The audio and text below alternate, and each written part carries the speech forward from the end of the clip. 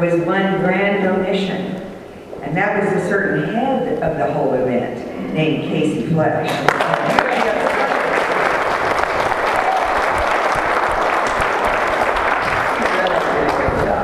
So I come to you as a balanced candidate, and what I mean by that is, got 4 kids. One of them graduated from OSU, and one of them's in law school at the University of Oregon.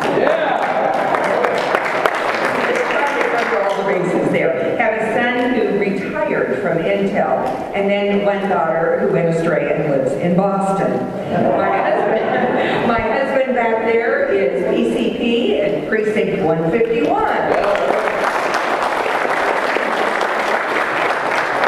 And he's put up with me for 34 years, so that's pretty cool. I am a fiscal conservative. That is the core of what I'm all about in this particular campaign. I was born and reared in Kansas, and then I went astray and went to Texas A&M, where I got my doctorate. That was in administration, and actually being a Texas Aggie is not all that bad. I'm a former dean of business schools, did that for quite some time in my life. In fact, 32 years as a faculty member in business schools. So one of my goals now is to apply what I know about business into the world where I would like to be a part now.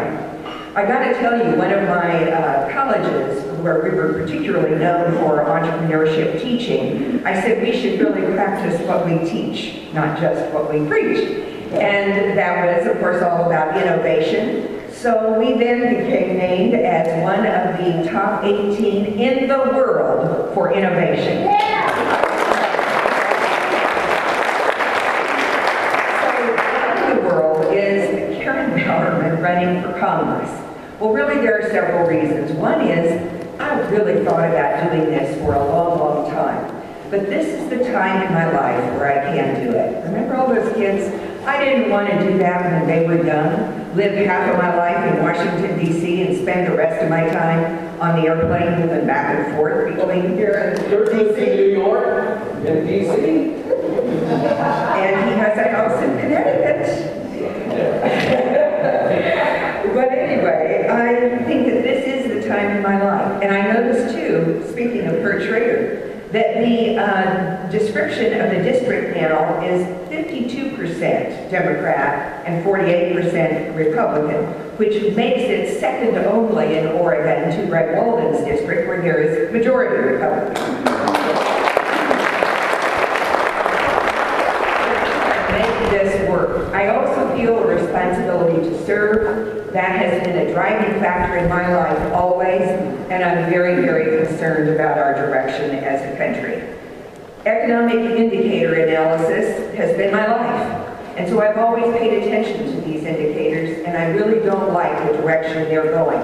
It's like what Sonia said at a meeting, where did Margie go? That was at one of Margie's meetings. When we look at what's happened with our debt, for instance, just 1982, we were the #1 creditor nation, and today we are the #1 debtor nation. That is something that really needs to be fixed. But I've got questions. Why is it that Oregon's created an environment for business to move away from the state? I've been interviewing people who have done that or in the process of doing it, and it's not a good picture. Why are younger Oregonians not educated to the same level as us older Oregonians? Why is it that Oregonians are decreasing in wealth and earning less than our neighbors in other states? In 1990, we were number 22 in the nation. Now we're number 31. Not good. Well, I've got a few answers and a few plans, but you got to hear more than the 6-minute speech for that. Now, I say that if we could just embrace all of this county, or all of this state, or all of this nation, what we all ought to say is, wake up, America.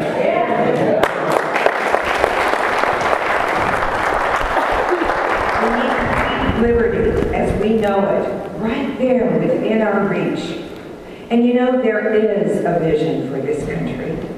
We all have the desire to pass it on to our children in excellent top shape, don't we? To align that vision, though, with action, first we've got to control spending. As I think about the root cause of many of our problems, I know that my budget can't follow the federal model, and the federal model can't follow the federal model. Wake up, America.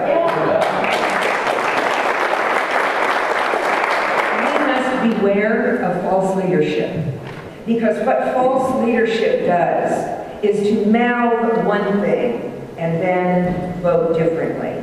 It borrows trillions and trillions more and more to fund big government and more stimulus money or more cap and trade, moving us the opposite direction of that very clear vision that we really have for the future.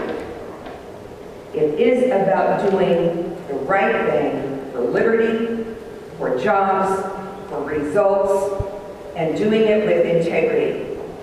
And those are the standards upon which I would like to be evaluated at the end of my two-year term. Karen Bowerman, Clackamas County PCP, and candidate for U.S. Congress.